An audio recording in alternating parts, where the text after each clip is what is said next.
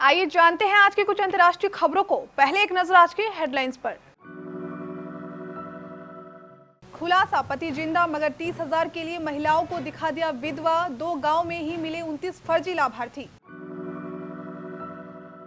प्रेम निशानी के लिए वेंटिलेटर पर पड़े पति के स्पर्म से बच्चे की चाहत, हाईकोर्ट ने दी मंजूरी।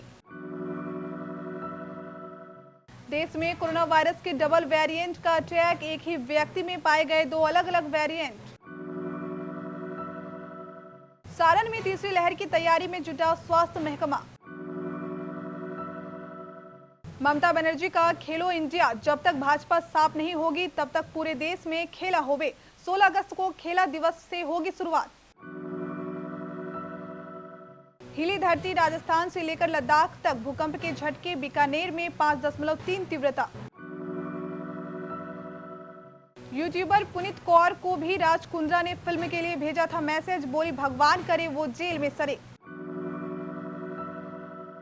भ्रष्टाचार का केंद्र बन चुकी राष्ट्रीय पारिवारिक लाभ योजना में रकम हड़पने के लिए एक के बाद एक बड़े घपले सामने आ रहे हैं। नया मामला लखनऊ के 2 गांवों का है, जहां 29 फर्जी लाभार्थी मिले हैं। इनमें से 21 महिलाओं के पति जीवित हैं, लेकिन योजना में प्रति लाभार्थी मिलने वाले 30,000 रुपए की बंदर बाट के लिए उन्हें मृत दिखा दिया गया। इस योजना के तहत गरीब परिवार के कमाऊ मुखिया की 60 वर्ष की उम्र से पहले मौत होने पर एक मुश्त 30,000 रुपए दिए जाते हैं। लखनऊ की तहसील सरोजनी नगर के ग्राम बंथरा और चंद्रावल में वर्ष 2019 से 20 और 2020 से 21 में कुल 88 लोगों को योजना का लाभ दिया गया। इससे पहले एक मीडिया रिपोर्ट में चित्रकूट में 2 फर्जी लाभार्थियों का खुलासा किया गया था, जिनसे बाद में रिकवरी हुई।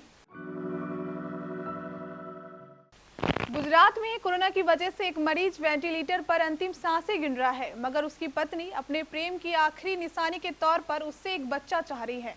ऐसे में उसने IVF तकनीक के जरिए उसके स्पर्म से बच्चा पाने की गुहार लगाई, जिस पर गुजरात हाई कोर्ट ने मंजूरी दे दी है। दरअसल गुजरात हाई कोर्ट ने वडोदरा के एक अस्पताल को कोरोना मरीज के स्पर्म सैंपल के संग्रह के लिए इन विट्रो फर्टिलाइजर अथवा असिस्टेड रिप्रोडक्टिव टेक्नोलॉजी प्रक्रिया का कंडक्ट करने का निर्देश दिया है। हाईकोर्ट ने यह आदेश उस गुहार के बाद दिया, जिसमें वेंटिलेटर पर अपनी अंतिम सांसें गिन रहे कोरोना मरीज की पत्नी ने उसके स्पर्म से मातृत्व धारण करने की इच्छा जताई है।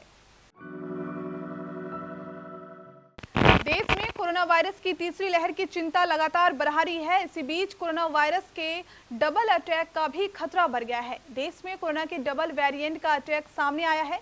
देश में एक ही व्यक्ति में 2 अलग अलग वेरिएंट का पहला केस सामने आया। असम में एक महिला डॉक्टर को एक ही समय पर कोरोना वायरस के 2 अलग अलग वेरिएंट से संक्रमित पाया गया है, जो देश में इस तरह का पहला मामला हो सकता है।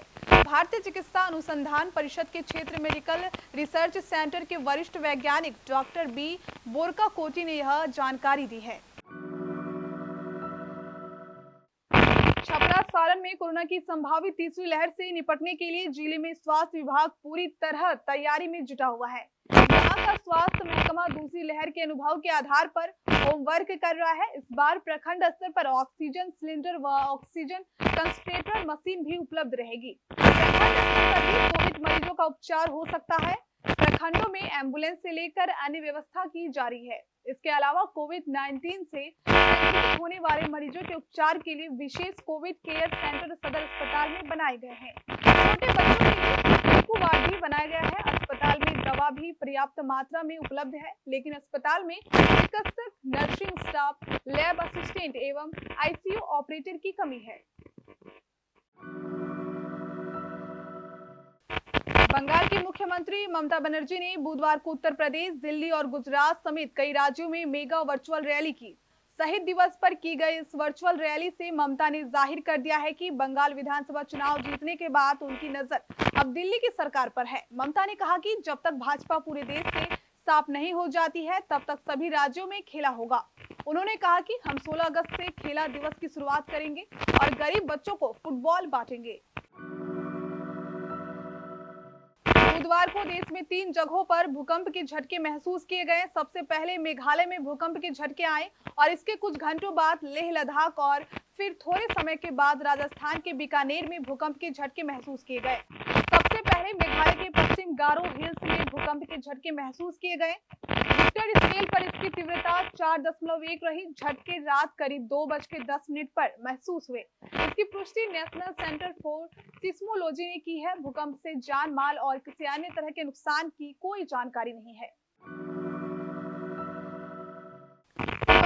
पति राज कुंद्रा की मुसीबत थमने का नाम ही नहीं ले रही है। अश्लील फिल्म बनाने के और उसे अपने ऐप पर रिलीज करने के आरोप में फंसे राज कुंद्रा को लेकर हर किसी के अलग अलग प्रतिक्रियाएं सामने आ रही है। बता दें कि मुंबई क्राइम ब्रांच ने राज कुंद्रा को सोमवार की रात अश्लील फिल्में बनाने के आरोप में गिरफ्तार किया। इसके बाद मंगलवार को राज कुंद्रा को कोर्ट में पेश किया गया, जहां उन्हें 23 जुलाई तक पुलिस हिरासत में भेज दिया गया है। लेकिन पहले से ही विवाद में फंसे राज कुंद्रा को लेकर अब एक मशहूर यूट्यूबर ने ये दावा किया है कि राज कुंद्रा ने उन्हें भी ऐप हॉट शॉट्स के वीडियो में काम करने के लिए कहा था।